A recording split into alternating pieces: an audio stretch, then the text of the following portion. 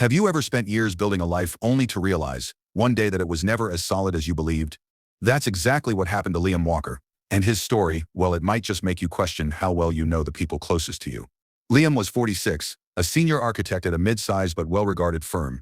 Sharp mind, steady hands, a designer of homes, though his own was supposed to be his masterpiece. He'd been married to Sarah, a brilliant marketing executive, for 20 years. They had a daughter, Chloe, 17, getting ready for college, and a younger son, Ben, 12, whose world still revolved around family game nights and weekend soccer matches. On the surface, picture perfect, suburban bliss, two solid careers, a spacious house, vacations to the coast, every summer.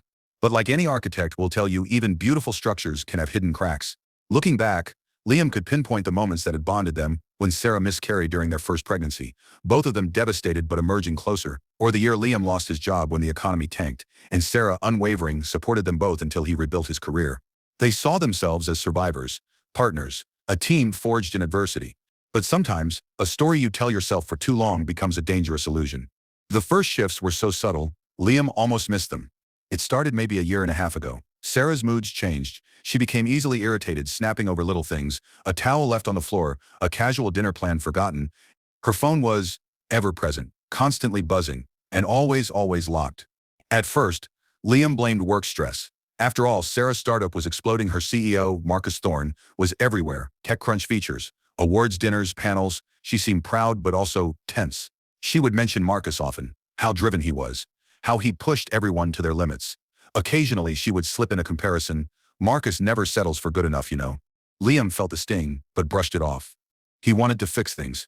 That's who he was, a builder. So he started reading relationship books, self-help guides, active listening, rekindling romance. He suggested date nights, movie nights, weekend getaways. And sometimes Sarah would agree, but in body only. She would check her phone beneath the table, drift during conversation, cancel last minute with vague excuses. Something came up at work. "Marcus wants us all hands-on for this new campaign." When Liam brought it up gently, she would sigh. "It's just stress, Liam. You wouldn't understand. This is what scaling looks like." And Liam, trying so hard to be the supportive husband, believed her. But underneath, a voice kept whispering, "Something's not right." That voice grew louder when new patterns emerged. Sarah began staying late at client dinners, attending off-site retreats on weekends. There were little clues too: a new unfamiliar perfume, a hotel keycard anonymous, corporate discovered in the pocket of her coat. Liam's logical mind, trained to spot structural flaws, couldn't ignore the signs. Still, he blamed himself. "Maybe I haven't been present enough. Maybe I've been too wrapped up in projects. Maybe if I just try harder."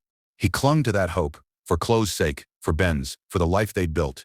Until the day he confided in his oldest friend, Mark, a cybersecurity consultant. Mark, ever pragmatic, said, "If you really want answers, there's a way." They checked Sarah's old tablet, a device long forgotten in the home office, but still synced to her cloud. What Liam found there shattered the illusion completely. Hundreds of messages, intimate photos, videos, all between Sarah and, yes, Marcus Thorne. And it wasn't new. It had been going on for nearly 2 years. 2 years.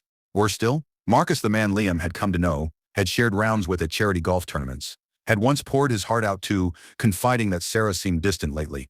A double betrayal. Liam sat staring at the screen, a growing coldness spreading through his chest. His first instinct: desperation. Could this be salvaged? For the kids? For the family? He imagined confronting Sarah, pleading with her to stop, to choose their family over this reckless affair. But deep down, he already knew. Some fractures run too deep. With the truth in hand, Liam faced an agonizing decision: confront Sarah immediately or plan his next steps carefully.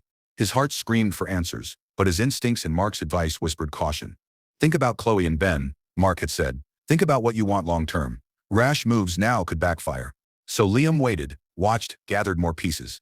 And in doing so, he saw things more clearly than ever. Sarah wasn't ending the affair, far from it. If anything, her deception was deepening. She would come home from retreats, bearing lavish gifts: for the kids, new sneakers; for Ben, a designer bag; for Chloe. When Liam questioned the sudden generosity, Sarah shrugged. "Perks of the job. Marcus knows how to take care of his team." She would grown almost casual in her dishonesty. Her phone never left her side. She whispered in other rooms. Her smiles at home were brittle, mechanical.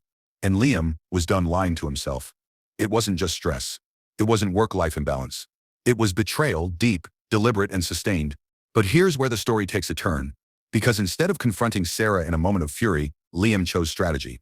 He'd read enough about messy divorces, especially those ignited by unplanned confrontations. He didn't want a screaming match, didn't want Sarah weaponizing the children. What he needed was an ally. That's when he thought of Clara Marcus Thorne's wife. Clara and Liam had met only briefly at corporate events, a poised, intelligent woman, a financial analyst by trade. After some hesitation, Liam sent her a discreet message on LinkedIn.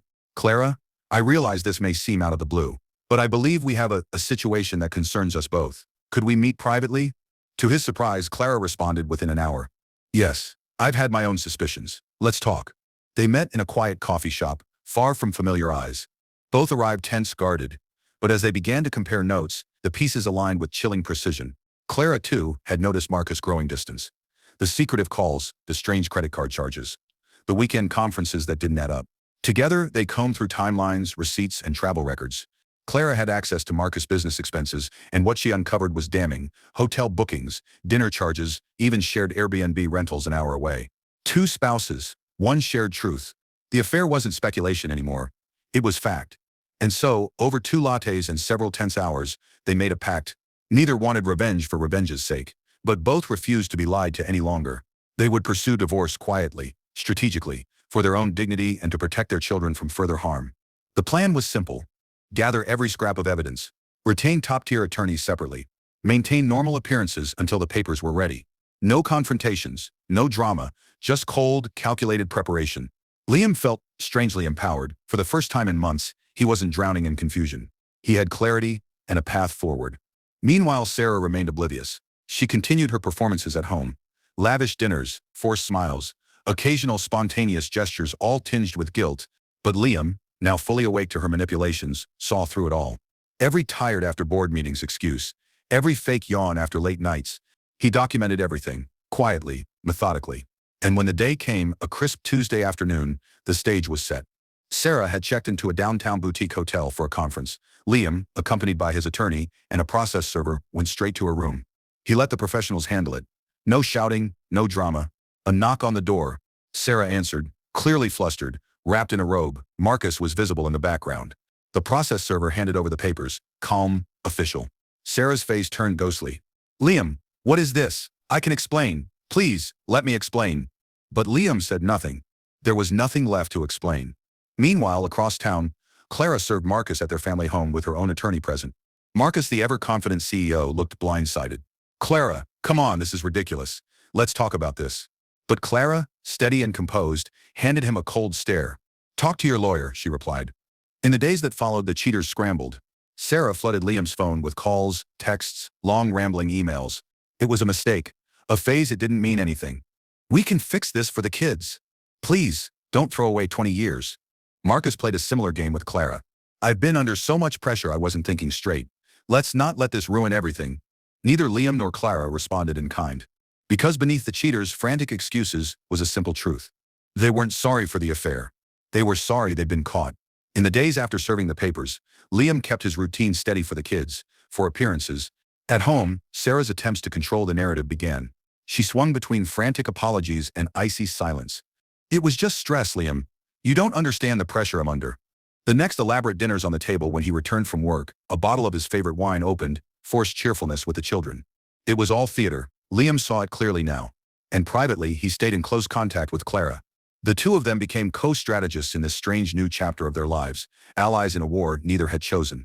They'd meet over coffee or quiet lunches to exchange legal updates, compare tactics, and at times simply lean on each other. Clara's sharp, analytical mind impressed Liam. We stick to the plan, she reminded him. No rash moves, no messy public fights. We keep control. Together they coordinated with their attorneys. Financial records were gathered, custody arrangements drafted. Each step planned with precision. Their goal was not to scorch the earth, but to secure a stable future, especially for the children. Meanwhile, the cheaters were unraveling.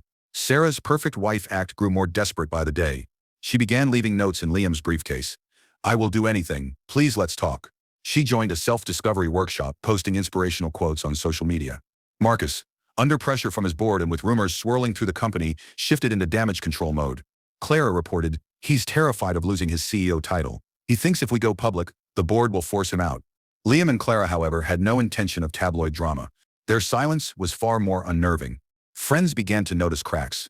You and Sarah okay? They'd ask Liam carefully. He would only smile, non-committal, we're working through things. But behind the scenes, the legal process accelerated. Sarah's mask was slipping. During one tense dinner, after another failed attempt to corner Liam into a talk, she hissed, You're trying to humiliate me and running off with Clara, really? Is that your idea of moving on? Liam remained calm. This isn't about revenge, Sarah. It's about protecting what matters. I won't let this circus damage the kids more than it already has. But Sarah's paranoia grew. Ben mentioned innocently that he'd seen Aunt Clara and Liam having coffee. Chloe overheard and confronted her father. Dad, are you with her? Chloe demanded, wounded. It broke Liam's heart. No, sweetheart, he reassured her. Clara and I are helping each other through this, nothing more. It was the truth for now, but even Liam could sense the growing bond between him and Clara. Shared pain, shared strength. A powerful connection. Still, the focus remained, getting through the divorce with dignity. And when the court dates arrived, both Sarah and Marcus, faced with irrefutable evidence, changed tactics. Gone was the bravado. In its place, bargaining. Sarah, sobbing in mediation. I don't want this to ruin us. I will do whatever it takes. Counseling, therapy, just please, don't leave. Marcus, similarly, pleaded with Clara to settle quietly, offering generous financial terms if she would avoid further reputational fallout. But neither Liam nor Clara wavered. They'd mourned their marriages already, there was no going back. In the end, both cheaters signed. Liam secured a fair settlement, one that prioritized the children's well-being and future. And when the final papers were filed, Liam felt relief. Not triumph, not joy, just the lifting of an immense weight. Years of silent suffering finally acknowledged. With the divorce filings now public record, the news began to seep out. First among friends, then colleagues. And as often happens, the rumors spread faster than the facts. At Liam's office, a senior partner took him aside. Saw your name on the court docket. If you need anything time off, whatever, just say the word. The sympathy was genuine and tinged with curiosity. But what surprised Liam most was how quickly Sarah tried to control the narrative. She posted a cryptic update on Facebook. Some of you may have heard, our family is going through a difficult time. I take full responsibility for my actions. Please respect our privacy, especially for the sake of the children. It sounded noble on the surface, but then came the private messages, mutual friends reaching out. She says you blindsided her, Liam, that she was willing to work on things and you just gave up. She's telling people you're seeing Clara now that you planned this. Liam felt the familiar pang of frustration, but stayed silent. Those who mattered would see the truth in time. Meanwhile, the fallout for Marcus hit harder. The board of his tech company, already under pressure from unrelated financial irregularities, acted swiftly. Rumors of an affair with a subordinate, and now a messy divorce? It was the final straw. Marcus was asked to step down. Clara, when she heard the news, merely said, I didn't have to lift a finger. He did this to himself. At home, the pressure on Liam mounted. His mother, traditional, devout, called daily. Liam, think of Chloe and Ben. Marriage is sacred. The children need their mother and father together. Surely you can forgive this. Even some friends hinted. Maybe you're being too harsh. 20 years is a long time. But Liam knew better. He'd seen the messages, the photos. He'd lived through months of lies, manipulation, cold disdain. This wasn't about one mistake. It was about a pattern, a choice Sarah had made again and again. And now, her sudden turn to contrition felt hollow. At home, Sarah became the model wife overnight. Cooking elaborate meals, leaving sweet notes, suggesting marriage counseling. We can heal, Liam, for the kids. But Liam saw through it. It wasn't love. It wasn't regret. It was panic, fear of losing a life she would taken for granted. During one especially tense evening, Sarah cornered him in the kitchen. Why are you doing this? We can still fix it. I need you to fight for us. And for the first time, Liam answered plainly. I already fought, Sarah. You just didn't notice. And now, it's too late. Her eyes welled with tears, whether from grief or fury, he couldn't tell. But it didn't change his resolve. Meanwhile, the children were struggling. Chloe especially. She would always been closer to her mother. And now, caught between the filtered version of events, Sarah fed her in the quiet, steady truth Liam offered. You're tearing this family apart, Dad, she accused one night. It broke his heart. But he refused to speak ill of Sarah, only urging Chloe to trust her own instincts. When you're ready to talk, I'm here, always. Ben Younger was more resilient, though confused. He clung to routine, school, soccer, game nights with Dad. And through it all, Liam leaned on Clara. Their shared experience, their quiet coffees, and long walks, these became his anchor. For now, their connection remained platonic, respectful, bound by circumstance. But beneath it, something new was taking root. If there was one thing Liam had learned, it was this. Self-respect is non-negotiable. And now, as Sarah ramped up her desperate campaign to win him back, that principle became his guiding star. The pressure mounted from every side. Sarah's mother called, urging reconciliation. Think of the children. A broken home will scar them for life. Friends, well-meaning but misguided, whispered. Maybe you should give her a second chance. People make mistakes. Even the pastor from their old church sent an email, quoting scripture about forgiveness and redemption. And through it all, Sarah doubled down. She enrolled in an intensive therapy program, posted tearful reflections online, told anyone who would listen that she was owning her mistakes and doing the work. At home, she played the part, preparing family breakfasts, suggesting movie nights, offering to attend marriage retreats. To an outsider, it might have seemed inspiring, a woman fighting to save her marriage. But Liam saw the cracks, the frantic glances, the forced cheer, the subtle resentment when he didn't respond as she wanted. Because the truth was simple, she wasn't grieving the marriage. She was grieving the loss of control. Liam had already grieved, alone, months ago when he first uncovered the truth. And now, he was done sacrificing himself for appearances. During one quiet evening, Sarah finally cornered him, voice trembling. "I know I hurt you. I will do anything to fix this. Just, please don't throw it all away." Liam's response was calm, steady. "Sarah, I've already let go. What you're offering now, it's not love, it's fear. I won't be your safety net." She stared at him, eyes wide, as if seeing him clearly for the first time. And in that moment, the dynamic shifted. The guilt that had weighed on Liam's shoulders evaporated. He wasn't the villain here. He wasn't tearing the family apart. He was protecting what remained. Meanwhile, his bond with Clara continued to grow. They kept things respectful, aware of the delicate situation, especially for their children. But their conversations deepened. Long walks turned into dinners. Shared laughter lightened the heaviness of their lives. And for the first time in years, Liam felt seen, heard. Sarah, of course, noticed. "You're doing this to punish me," she accused, running to Clara like some rebound. "How could you?" But Liam didn't take the bait. "This isn't about punishment, Sarah. It's about moving forward with honesty." The legal process, meanwhile, moved faster than expected thanks to the overwhelming evidence. Sarah's attorneys, recognizing the futility of contesting, advised her to settle, and to her credit, in the end she did. The final terms were fair, prioritizing the children's well-being. And when the judge signed the decree, it was done. 20 years of marriage reduced to a stack of papers. Afterward, Liam sat in his now quiet home. No anger, no triumph. Just a deep, aching void, but also a spark of something new. Freedom. And perhaps hope. The official divorce papers arrived on a cold, gray morning. Liam stared at the envelope for a long moment before opening it. No drama. No spectacle. Just ink on paper, the legal end of 20 years. He felt numb. You'd think after months of preparation, of watching the marriage unravel thread by thread, this would bring closure. But grief is rarely that simple. The house felt emptier now.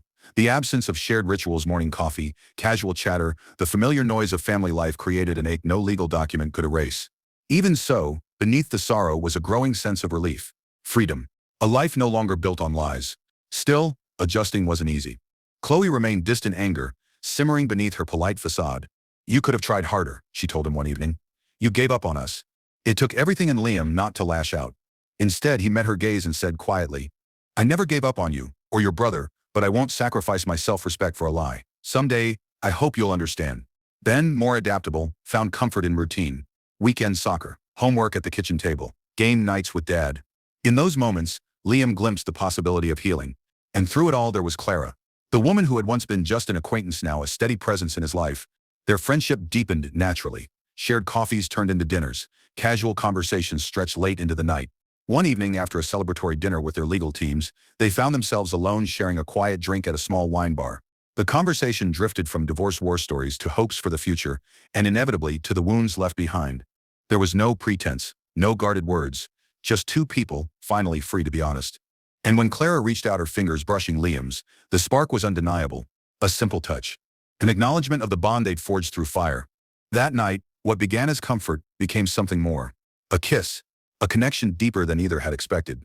For Liam, it was a revelation. This wasn't an act of revenge. It wasn't a rebound. It was real, tender, respectful, healing. And in that moment, he realized just how empty his marriage had been for years.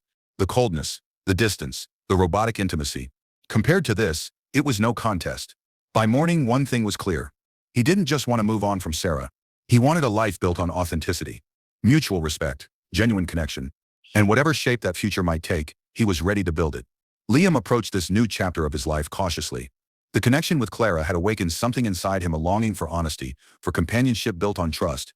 But after everything they'd both endured, neither was in a rush. They agreed to move slowly. For themselves, for their children. In the months that followed, their bond deepened.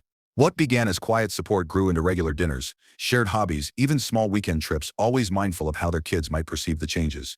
After about a year, Liam and Clara became an official couple. They weren't interested in labels, not yet. No big declarations, no social media announcements. Just two people, building something real. For Liam, it was a revelation. The laughter they shared, the easy conversations, the small gestures of affection that felt effortless. Gone was the old dynamic of performance, of eggshell walking. With Clara, there was no pretending. She valued his company not for appearances but for who he truly was. And he, in turn, cherished her clarity, her strength. Of course, the path wasn't without obstacles. Chloe remained wary. At first, she barely acknowledged Clara, kept her distance. "Why are you doing this, Dad?" she asked one day. "It's too soon." And Liam, with gentle patience, explained, "I'm not replacing your mother, and I'm not asking you to like anyone on my behalf, but life moves forward. I'm building something healthy for me and for you and Ben." Over time, with therapy and consistency, Chloe's resistance softened. She began to see Clara not as a threat, but as someone who genuinely cared about her father. It didn't happen overnight.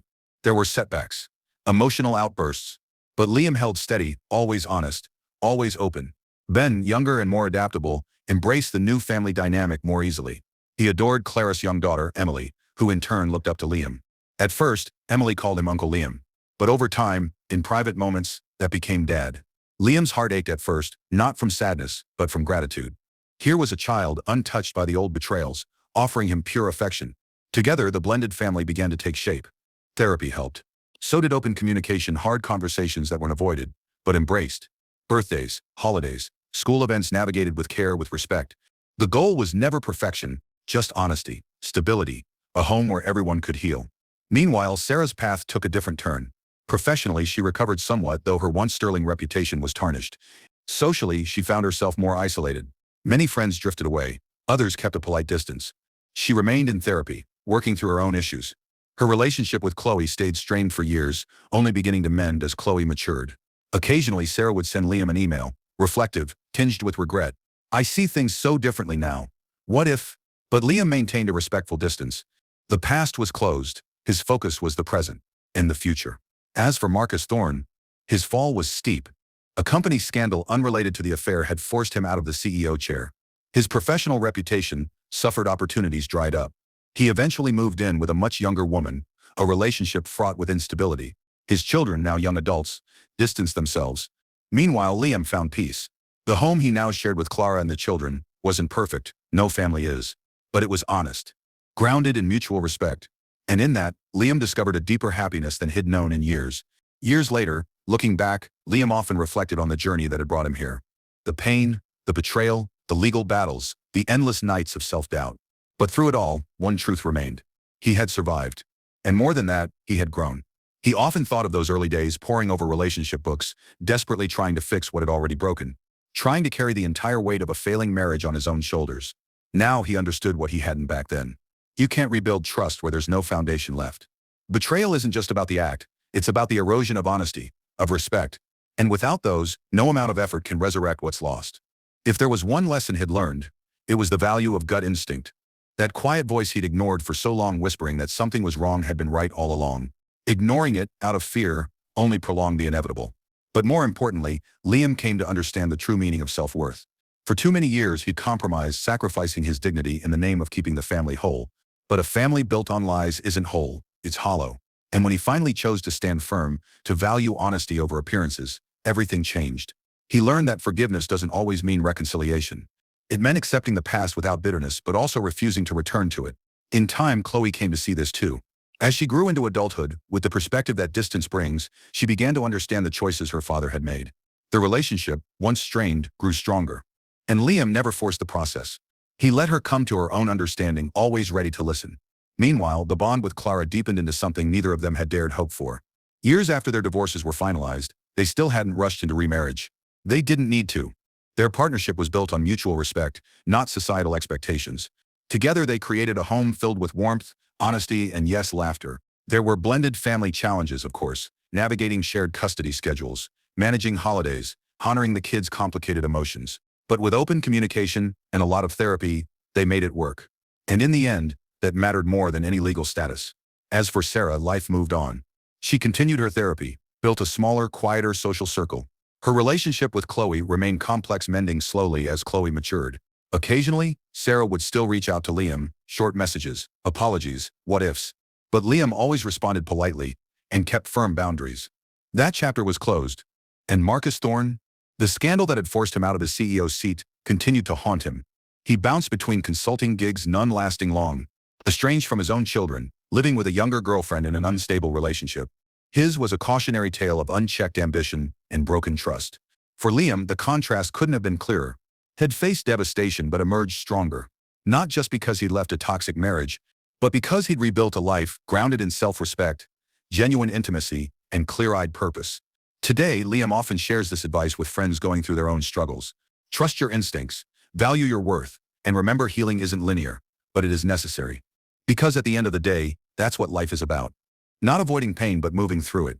Learning, growing, and if you're lucky, finding happiness on the other side. Liam had done just that. And looking across the dinner table now at Clara, at their children, at the life they'd built, he knew, deep down, he deserved every bit of it.